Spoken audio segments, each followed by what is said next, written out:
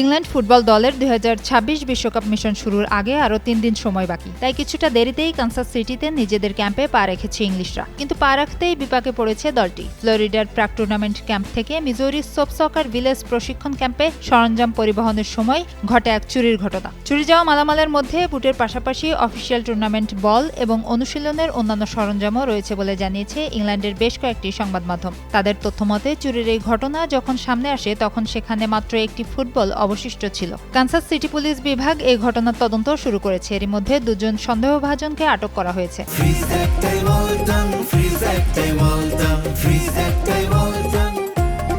Police বলেন, আরও তদন্তের জন্য 2 সন্দেহভাজন ব্যক্তিকে হেফাজতে নেওয়া হয়েছে। এই ঘটনায় ইংল্যান্ডের ফুটবল অ্যাসোসিয়েশন এখনও কোনো মন্তব্য করেনি। চুরি যাওয়া সরঞ্জাম উদ্ধার করতে তারা এখন স্থায়ী পুলিশের সঙ্গে কাজ করছে বলে জানা গেছে। এদিকে আগামী বুধবার ডালাসে ক্রোয়েশিয়ার বিপক্ষে গ্রুপ এল এর ম্যাচ দিয়ে বিশ্বকাপ মিশন শুরু করবে ইংল্যান্ড। এর আগে আজ বিকেলে টমাস টুখেলের দল প্রথমবারের মতো অনুশীলনে নামবে।